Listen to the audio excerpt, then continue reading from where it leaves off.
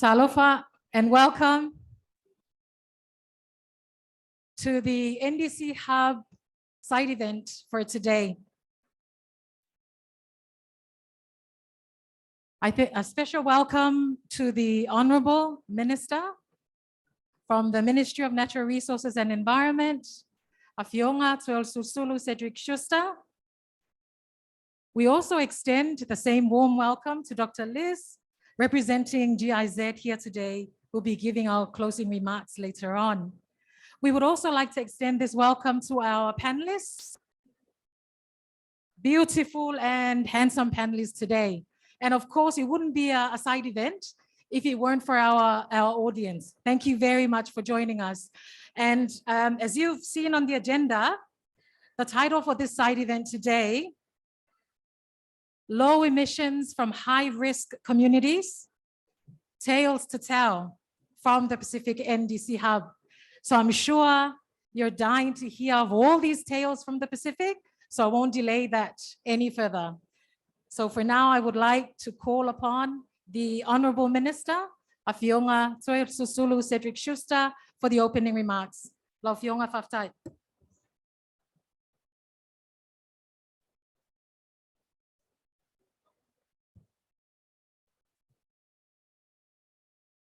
Panel members, development partners, and representatives from the Pacific, development partners and COP agencies, ladies and gentlemen. I'm deeply honored to be here today at this important event as we showcase the Pacific Islands countries' inspiring climate action and the work of the Regional Pacific Hub, NDC Hub, in supporting the country's NDC implementation. First, let me acknowledge the panelists and thank them for taking up the opportunity to share their experience and showcase some of the work the Pacific is implementing on the ground to realize our respective NDC targets. I also acknowledge the organizers, the NDC Hub, for providing this important opportunity to further amplify our Pacific voice. We are doing voice on the work that we are doing despite our minuscule global emissions, as we relentlessly call for 1.5 degrees in order for humanity to survive. It would be remiss of me not to acknowledge and thank partners, the government of Germany, Australia, and New Zealand, for making this Regional Pacific Hub a reality, providing an effective platform to facilitate the realization of our NDC targets in pursuit of low carbon and climate resilient economies. We look forward to welcoming more partners into this hub as we anticipate the next phase of support. Ladies and gentlemen, our intentions and ambitions to keep 1.5 degrees have been made loud and clear, for said stakes are very high. We face the greatest threats as direct results of rising global temperatures. At the 6th IPCC report, small island developing states are among the most vulnerable. We are witnessing firsthand the impacts of rising sea levels, forcing our global communities to leave their ancestral homes and migrate to higher places. For many of us, there are no high grounds to move to. As we are all aware, climate change and sea level rise present an existential threat, particularly for us as small island developing states through loss of sovereignty. In addition to that, we are living through increasingly extreme storms and cyclones, which put strain on our fragile economies, which you are all aware have taken a turn for the worse in the wake of COVID-19, not to mention the mounting stresses on our water and food security and our day-to-day livelihood, to highlight a few. Colleagues, I wish to reiterate once again the need to remain relentless in our fight for a just and more responsible world to address climate change impacts. Despite our minute global emissions, let us continue to push further the agenda to limit global warming below 1.5 degrees for the planet and our children to have a secure future. I acknowledge with much pride the strides made by each of our Pacific countries to lower already low emissions, which will greatly facilitate the transition to a low economy and climate resilient Pacific. Indeed, actions speak louder than words, and this truly demonstrates great leadership from across the region. Our speakers today will share some of their great initiatives and their perspectives on lessons learned. And in doing so, the panel will highlight current NDC supported projects based on countries' prioritized investment needs to reduce their respective emissions. The importance of the work of the NDC Hub is leveraging the necessary financing to realize these priorities cannot be emphasized enough, and I applaud the Hub for its work in this critical yet often overlooked space. Lastly, I urge you all to continue to work together and remain steadfast in our moral authority to call for a just and responsible world to limit global temperatures below 1.5 degrees. Thank you once again. Soifua.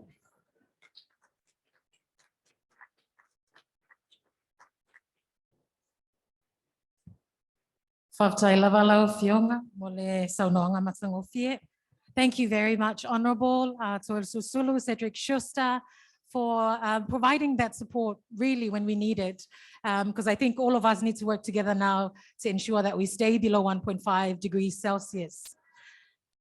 Tavita, if you could have our PowerPoint on the screen, please. So I'm just going to provide a very brief overview of what the NDC Hub is all about before we invite our, because I know the panelists are busting to come up and present, but I think I need to provide that overview on what the NDC Hub is doing currently. Then we'll invite them to come and tell you the tales of the Pacific, because that's why we're here. So the Regional Pacific nationally determined contribution. So my apologies if I keep saying NDC, but that simply means nationally determined contribution. Next slide, please. So under the NDC Hub, we have our headquarters based in Fiji. We have 14 member countries. So as you can see from up on that map, we've got Palau, Federated States of Micronesia, Marshall Islands, Papua New Guinea, Nauru, Kiribati, Solomon Islands, Tuvalu, Cook Islands, Samoa, Vanuatu, Fiji, Tonga, and Niue. Now, the NDC Pacific Hub was set up to assist the 14 member countries achieve their NDCs. And we've coined that saying that the NDC Hub was formed for assistance, but I like that one better. The NDC Hub is by the Pacific, for the Pacific. So it was set up during COP23 when Fiji was the president of COP. So in a sense, that also made our appeal stronger to have our own NDC Hub in the region to assist our member countries. So briefly, you see all the flags of our 14 member countries. The donors, we have GIZ, the governments of Australia and New Zealand. In the next phase of the NDC Hub, we're also going to welcome the EU on board, assisting us. And under the NDC Hub, there's 4 partners working together to assist in the implementation of country requests. And that would be GIZ, SPC, Triple GI, and of course, SPRED. In 2021, the NDC Hub had launched the long-term strategy 2030, and the vision for the NDC Hub for the next seven years is to assist in the development of a sustainable, low carbon and climate resilient Pacific.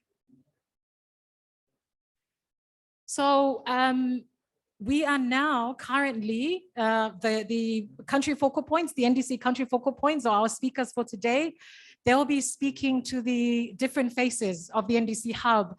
Phase 1, we only had 14 country requests. We had delivered 14 country requests, and that was from 2018 to 2020.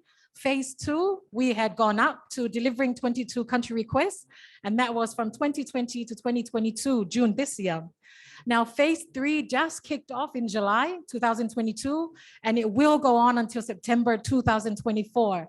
So hopefully, if we get more funds from our very generous donors, then we will have a phase 4 and phase 5 and continue to assist in the implementation of NDC requests. So just as you saw from the previous slide, the number of country requests implemented under the NDC Hub had increased. And that you can see that the amount of funds had also increased. So in phase 1, we were only able to assist with 14 because we were only given 2.2 million euros. In phase 2, from 2020 to 2022, that amount went up to about 6.1 million euros. Hence, the reason why we were able to do a lot more with our member countries. And now with phase 3, we have about 6.85 million euros to assist our 14 member countries. Now, you might ask yourself, why are we doing this? Why is the Pacific NDC Hub there in the Pacific? And this is exactly why. So at COP27, it's the COP for implementation. And that's exactly the role that the NDC Hub is playing in the Pacific, to help with the implementation of our NDCs so we can see a reduction in the greenhouse gas emissions. I know there's mathematicians here, there's scientists, very smart experts. So as you can see from that slide there, by 2030, that's the amount of carbon dioxide we would have avoided. 4,853,986 tons of carbon dioxide. So, you know, it may not seem that much now, but when you look at it from that viewpoint, the Pacific, I think, is doing a lot more to contribute to closing the emission gap. And then every year after 2030, that's how much we'll be avoiding. We'll be contributing in ensuring we try and reach that 1.5 degree goal. Now, under the phase 2, there were 5 countries assisted by the NDC Hub, and they were Fiji, Kiribati, Samoa, Tonga, and Tuvalu. So these 5 countries were assisted by way of having their NDCs, enhanced NDCs formulated, developed, but also their investment plans and NDC implementation roadmaps. So imagine just those 5 countries, Fiji, Kiribati, Samoa, Tonga, and Tuvalu, and that's how much investment those 5 countries need. Now there's 14 countries under the NDC Hub. I know GIZ is here, and I know New Zealand is here, Australia is here, all the other donors, so we'll be approaching them as well to look for more funds. Next. Now, gender, as you've noticed at COP27, gender has also become a very important issue. And similarly, under the NDC Hub, we value gender and social inclusion. So with all our workshops, consultations, and trainings, we ensure that, the young women of the Pacific are encouraged to attend more of these climate change related workshops for capacity building. So I know I've quickly gone through all of that, but the current phase now, phase 3 of NDC Hub, as I said, is from July 2022 up until September 2024. And next slide, please, Tavita. And so that's where we are at the moment. So far, the NDC Hub has received 25 country requests from the 14 member countries. And as part of our implementation process, we'll also be carrying out 9 trainings and 8 events. And the focal points that I'll be inviting up to the stage, they will be able to explain a bit more on what their respective countries have been working on with the NDC Hub, but also to say a bit more on what they are planning to do in the next phase as per the previous slide. And with that, I thank you very much for your attention. I'm going to get off the mic, but before that, I'd like to invite my panelists up on to join me here on stage. So we have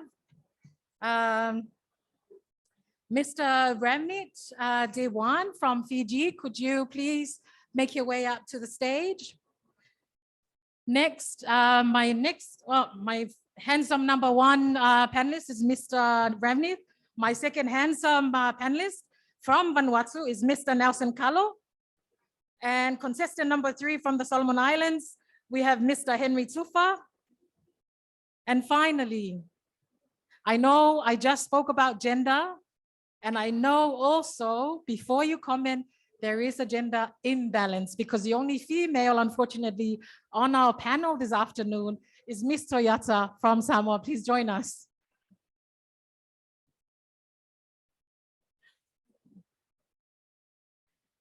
So, and also in that order will be their country presentations. Now, a lot of the time, you know, when we say telltale, it has that negative connotation to it, except in this context, these are positive tales, you know, tales from the Pacific on what they're doing in the climate change space. So first up, we've got Mr. Ramnith Dewan, Biennial Update Report, National Coordinator, Climate Change and International Cooperation Division, Ministry of Economy from the Government of Fiji. You have the floor. Ramnith, thank you.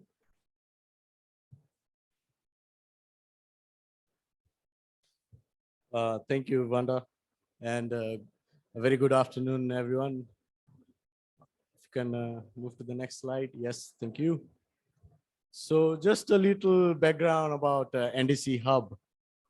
In COP23, when Fiji had the presidency, we, together with our other Pacific Island countries, decided that we need a regional facility to help the Pacific region in terms of climate change and the efforts to combat climate change. So Fiji is a permanent member of the NDC Hub Steering Committee, and Fiji was also the lead, helped in the setup of the NDC Hub offices in Suva, Nambua. Yeah, if you can go to the next slide, thank you. So in the first and second phase of NDC Hub support, Fiji prepared our national NDC investment plan, which highlights about 31 mitigation actions, ideas that we can implement to achieve our NDC targets. For Fiji, we have our NDC targets of 30% reduction by 2030.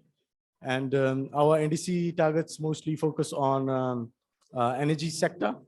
And this investment plan, it provides the key priority areas of improvement in our energy and transport sector, which we are currently showcasing to our donor parties to get additional funding for implementation phase and for feasibility also. So that was one of the support we had from NDC Hub. The other one was conducting a assessment report on our transport sector MRV. So in this assessment report, we identified the gaps in our transport sector in terms of data collection. And this report will also feed into our upcoming national GAG inventory system, where we are developing a MRV system for all the 4 sectors in Fiji. And that would be used for in the future for making project proposal, right? As we all say, you cannot manage what you cannot measure, right? So we are trying to get our data accurate right now. And then, you know, actually identify what are the targets that we can actually achieve. We have a 2030 target, but is that achievable? Some people think yes, some people no. But I think we are trying to improve our data, and then through that we can prepare a good project proposals, which can at the end get some funding for implementation, which will be used to actually meet our targets. The third one was alignment of the Forest Bill with the Climate Change Act.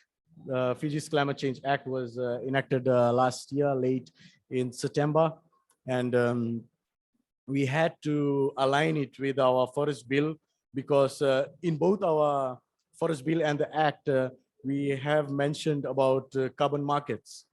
So that is a key area where Fiji is going towards, trying to get trading opportunities in future.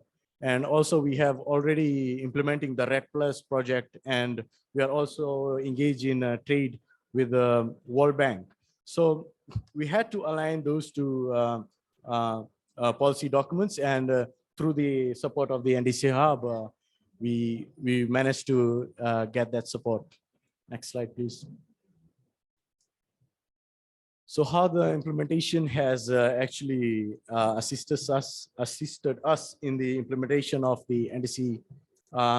Like I mentioned, through the investment plan, we have that idea of priority areas that we need to tap into urgently from now till 2030 to meet our NDC targets.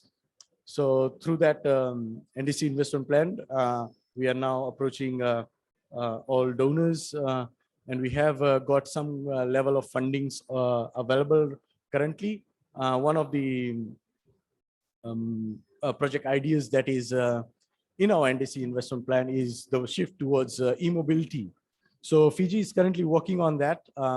We will be launching electric buses in Fiji very soon.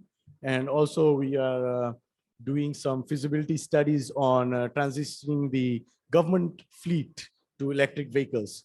So those are some of the initiatives that is actually in the investment plan, which are moving forward. On the other Climate Change Act alignment, like I said, we had to streamline both policy documents. And like I said, mentioned, we are doing the RED Plus project. We have other interested parties for carbon trading. So this assistance from NDC Hub was very ideal and was received in a very timely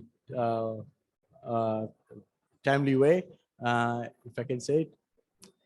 And moving on to the MRV, yes, we will be developing the GAG inventory and a online-based system for tracking our GAG. So the study from the NDC Hub on our transport sector, it complements the work that we are going to do.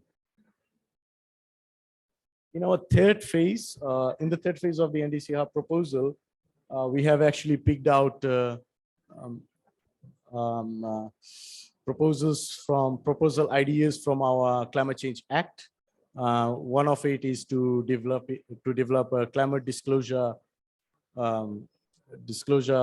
regulations. So through GGI, who is one of the implementing partners of NDC Hub, they will assist us to actually pick up what we have written in our Climate Change Act and then develop some regulations around it on climate risk disclosures. These risk disclosures are mainly for the Reserve Bank of Fiji, the Fiji National Provident Fund, and all the commercial banks.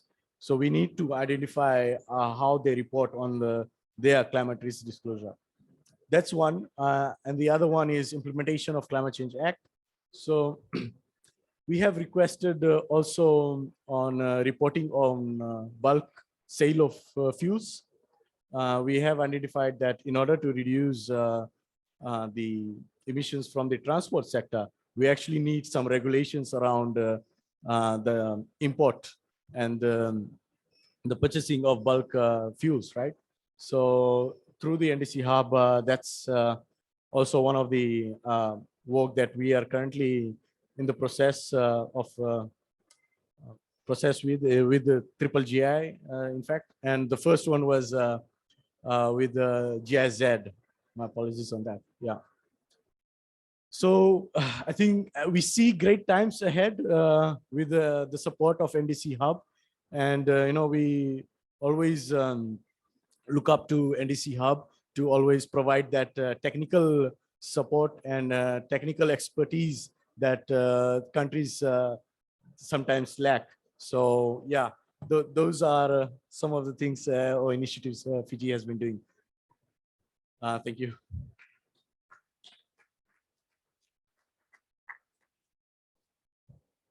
Thank you very much, Revneet, for sharing those tales from Fiji. Up next, we would like to hear the Vanuatu tales from Mr. Nelson Kalo, Senior Climate Change Officer, Department of Climate Change, Ministry of Climate Change and Natural Disasters from the Government of Vanuatu. Please, Nelson, you may take the floor. Thank you.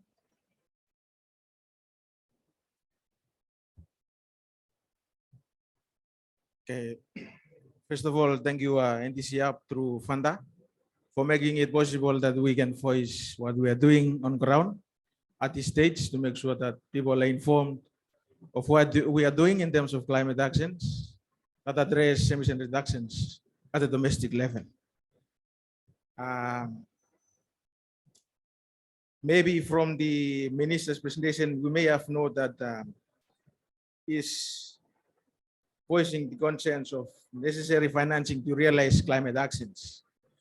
And for a country like Vanuatu, we do have strategies, policies of addressing greenhouse gas emission reductions, decarbonizing the economy, but with the challenges of having resource in terms of finance and technical expertise made available to address those challenges is what we are facing at the moment. So then I do agree with what the minister has made through the opening statement, that we need more finance to make sure that we realize those actions domestically. So therefore, Vanuatu, I just like to bring up this presentation to give you a sense of when we are talking about greenhouse gas emission in Vanuatu, what are we referring to?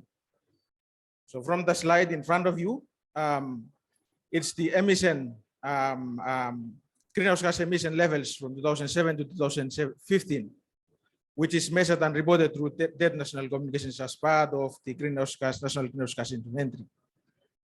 So again, we cannot conflict around the fact that because Vanuatu, climate finance is a priority for us, as I've already mentioned. And as you can see, as business as usual, we will continue to experience an increase in terms of greenhouse gas emission as we take into consideration the sectors involving energy, where electrification, transportation, airborne navigation and water navigation, as well as the livestock in the volume sector and waste sector. So that drives a picture that we need support as much as possible, and we need agent support to make sure that we drive down this curve. Next. So again, you may have note of glancing through some of the existing policies that are online for Vanuatu, but with the base of this presentation, I'd like to make everybody informed of what we have at the moment, which inform the implementations at domestic level. First and foremost, which governs the overall implementation of climate change at the domestic level, which tie up to the overall Paris Agreement, is the climate change and disaster risk reduction policy. This forms the mandates as to where we want to see climate change that are embedded across all government policies, plans, to make sure that we address climate mitigation and also addressing building resilience within the communities, and with programs addressing emission reductions, which is a goal of our discussion this afternoon. And next back to this. Yes, the next one is the revised and enhanced NDC. Well, maybe we may have noted of Vanuatu is also one of the countries within the Pacific which revised and enhanced its national determined contribution. From the previous NDC, we do have only the mitigation actions, but with the enhanced NDC, we also incorporated the loss and damage and adaptation as part of the enhanced NDC. And again, we also have the National Energy Roadmap, or name in short, which we are referring to mostly in Vanuatu. This National Energy Roadmap drives down the actions as to where we can reduce emission reduction within the energy sector. And finally, which will be finalized and launched sooner or later, is the Vanuatu Low Emission Development Strategy. It has already been finalized through the consultation from all the sectors, but awaits some sort of finalization through the higher level, Council of Ministers, and then we're looking forward to announce and publicize through all our networks. Next slide. And within the enhanced and revised NDC, this is the brief in terms of the package of the complete enhanced NDC. We have 20 mitigation commitments, 116 adaptation commitments, and 12 loss and damage commitments. Those actions are based and are derived from Vanuatu's frontline sector agencies. So therefore, but the most interesting one, which I would like to present you this afternoon, is the one highlighted blue on the bottom. The actual, if we are to implement fully our enhanced NDC, the total amount of fund that we are looking into is 1.2 billion USD. Next slide. So Fanda, your work is to find us more funds. Basically, with regards to the support that the NDC has been provided through our core active partner in the region, as I would say, SPREP. Thank you, SPREP, for supporting the government of Vanuatu implementing this project through NDC Hub. And we've been implementing the biogas project apart from other priorities that we've submitted to the NDC Hub. But I will present this since we do realize some of its impacts within where we implement those programs. So the biogas project, we've implemented this project in the rural educational institutions Vanuatu. And maybe you will be questioning why you choose biogas other than the other aspects or other interventions that are captured in this, your NDC. So again, we know that biogas or waste management within educational institutions, as we know of having an increased number of population within schools. So therefore, and we're not only looking at the numbers of students, but we're looking at the sustainability of the system itself, because we don't want to put a infrastructure that after the project closure and everything falls back to zero. So we're looking at rating the institutions, and we're noting that maybe it's better to put these systems into schools. So again, the schools, teachers, students, and every staff may again take over this initiative and care of to its lifetime. So the project main objective is to make sure that we build the biogas systems. First one, to enable the effective and clean waste management in schools. The second one is to generate the clean energy for cooking. And finally, the provision of organic fertilizer will be used for at the end means of the core benefits in terms of agriculture. This is the project is already launched, is up and running now, and schools are benefiting from this. Prior to this, schools mostly using the biomass for cooking, as well as the LPG, liquefied petroleum gas. And then we want to subsidize this initiative to bring down emission, but at the end of the day, subsidize the cost that school is using. And instead of destroying the environment, as we know that forests provide the benefits in terms of sucking up carbons and in terms of red plus benefits for the forest. So we introduced this initiative, and again, since it is an educational institution, it will give a form of understanding and a knowledge to the students that this is something we can try forward to protect the environment of Vanuatu, and also assisting the global economy fighting 1.5. Next.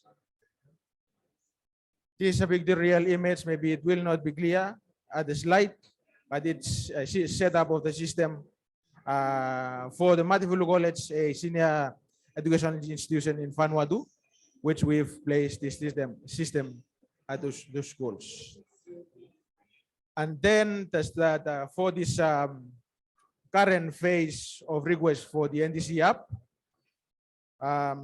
Vanuatu did participate in submitting number of requests, and one of them is a national vulnerability assessment framework. As we note, and we cannot dispute the fact that Vanuatu is on the front line of climate change and natural disasters, which Walrus report may have already informed us of this. And again, vulnerabilities to the impact of climate change in Vanuatu is presently observed by the communities and the people of Vanuatu. So therefore, we feel the need for having the national vulnerability framework implemented to make sure that we bring up at some scale to inform the people of Vanuatu where we are in terms of our vulnerabilities. But at this point in time, as we are speaking, just last week we came across an heavy rainfall and we have a flooding. Communities are impacted in terms of flooding. So at these stages, we cannot come stand up and talk, but we have to do something to make sure that our communities are resilient against the impacts of climate change. So the main objectives of this program is to ensure that we have financial resources and technical support made available to channel into gender and social inclusive way to make sure that communities that are more vulnerable to the impacts of climate change must build at some stages to ensure that they are resilient to the increasing impacts of climate change. And we cannot dispute this fact because science already proving that in the future there will be increasing rise of rainfall, increasing in terms of temperature, sea level rise, and most of the communities in Vanuatu are located at the coastal areas. So therefore, this one is also prioritized under the climate change in Ministry in Vanuatu and also Department of Climate Change to make sure that we build some vulnerability databases, inform people about climate vulnerabilities of the whole Pacific and also Vanuatu to make sure that people are prepared. Otherwise, people can continue to live along the flood-prone areas. People will continue to build infrastructures along risk areas. So they have to be informed and also make decisions on the upcoming infrastructures or whatsoever development of projects to make sure that the project is sustained into the future. Otherwise, once the project is finished or a Category 5 cyclone within 1 or 2 minutes wiped out everything. So we want to make sure that at the end of the day, whatever system we put in place, it has to be sustained and address the adaptive capacity for the communities of Vanuatu. Next slide. Yes, I think that's all from my presentation, but I think it brings a message across for those people, some of us that are joining visually and in the room, what the NDC, and we will continue seeking support from the NDC Hub to make sure that Vanuatu realize some of its ambitions and on its enhanced NDC, as well as the policy and some of the strategies that we want to make sure that people realize the impact, not only the papers that are shelf, and at the end of the day, after 5 years, we have to revise. We want to make sure that at the end of the day, communities have to realize its impacts. Thank you. Thank you very much, Nelson, for that very thorough presentation. I've been told we don't have much time, so I'll be calling up Mr. Henry Tufa, Chief Climate Change Policies and Programs, Climate Change Division, Ministry of Environment, Climate Change, Disaster Management and Meteorology from the Solomon Islands. Please, Henry, you have the floor.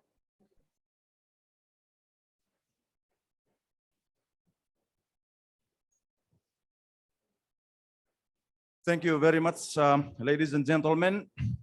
Low emissions from high risk communities, Tails to Tail from the NDC Hub here at the Moana Pacific Arena in Sharm El-Sheikh. Thank you very much, audience who are here. Thank you, Banda and the NDC Hub for this opportunity.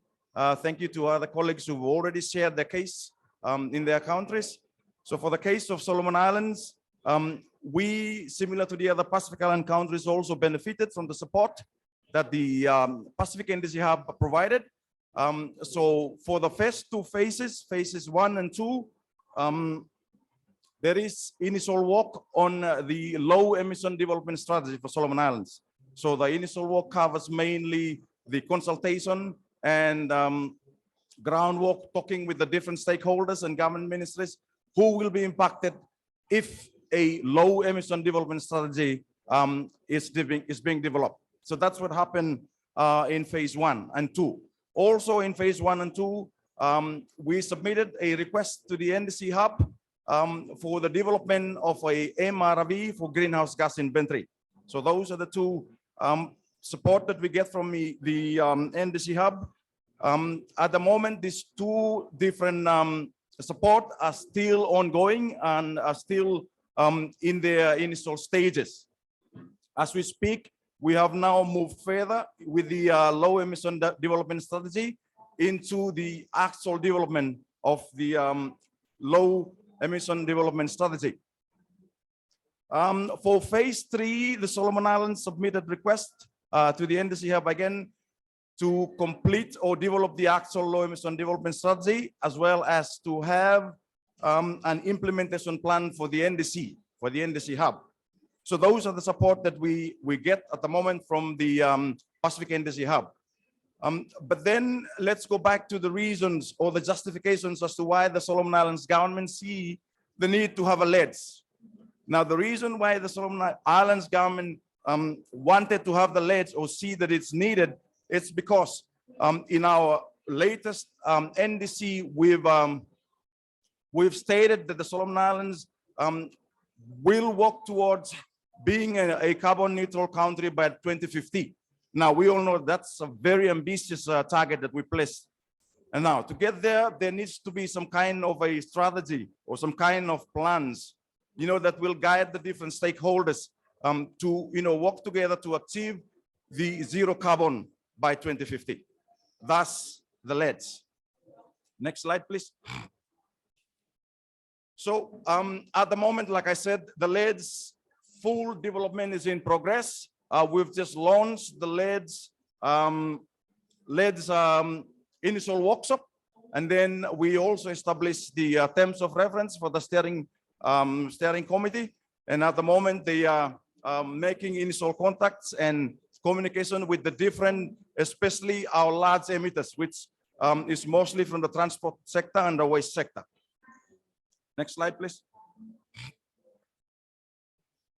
So basically, those are the different support that we get from LEDs. We started a little bit late, not LEDs, the NDC Hub. We started a little bit late, but we're looking towards getting more support from the NDC Hub.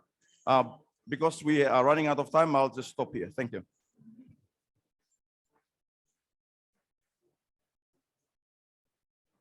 Thank you very much, Henry, for providing that brief overview of your partnership with the NDC Hub. And finally, our last panelist, happy to invite Ms. Toyata Wheely, Assistant Chief Executive Officer, Renewable Energy Division, Ministry of Natural Resources and Environment from the Government of Samoa. Toya, please keep it to 2 minutes. Thank you. Thank you, Vanda. Good afternoon, everyone. I guess I've been victimized here since the first 3 gentlemen here took all the time, so I'll keep it short. So the NDC for Samoa has submitted its second NDC. Our first NDC was submitted in 2021, and our target was to generate 100% renewable energy from its RE sources up to 2025. Our journey so far, we have achieved 50% of that. Our second NDC was submitted last year in July, and happy to say that we've expanded the scope of the sectors involved in our NDC. Our target, for everyone's information, is to reduce greenhouse gas emissions by 26%. Currently, we've recently launched to reach that 26% reduction in greenhouse gas emissions. We've developed Samoa's NDC implementation roadmap and investment plan, which highlighted 21 mitigation potential opportunities for Samoa to reduce its greenhouse gas emissions. I have a hard copy here if you need to read through. I can send it through as well on email. So do reach out for us. Other than that, I guess my 2 minutes is over. Thank you very much, Vanda. Thank you very much, Ms. Toyota. And that brings us to the last speaker of our session. I would like to invite Dr. Bern Marcus-Liss, Head of Section for Climate Change and Climate Policy at GIZ. He's been a very strong supporter of the NDC Hub since inception. Dr. Liz, the floor is yours. Thank you. Thank you very much for inviting me. And of course, I've been supporting from my side the hub and the work from the GIZ side. But I have to admit, last time I was in Fiji was in 2006. So definitely it's time to have another visit there, or in Samoa, or in any of the other NDC Hub countries. But we have Frida here with us, Friederike Eppen, who had been one of the persons that GIZ seconded to the NDC Hub. And I think you have been working with her. So Frida, it's nice that you found the time between your negotiations. You are in charge of loss and damage, supporting the team here for finding solutions in this COP. So thanks again for the opportunity. Today, we've heard that there's quite an impressive range of activities already ongoing, and each of the Pacific Island countries has already realized an approach to address ambitious targets. These targets outlined in the NDCs, we have just heard from our colleagues here, Mr. Ravneet Devan. It has been quite inspiring to learn about Fiji's Climate Change Act. It really needs to be enshrined in acts, that things are happening, so that policies are really getting into action, and also this aim for net zero emissions. The work that you're doing in Fiji to implement this plan really reveals how committed the country is to achieving its NDC targets. And then Nelson Carlo, your statement about the actual installations of biogas in schools to give students in Vanuatu hands-on experience of these simple technologies, that's very inspirational. And I'm really looking forward to Vanuatu's National Vulnerability Assessment Framework. That's also interesting because from there we can move on and see how jointly we can support that. Next one also, Mr. Henry Tufa, thanks for describing the efforts to take the development of Solomon Islands further of this low emission development strategy. We have been talking about REDD+, about the forests, Solomon Islands being very important in that regard.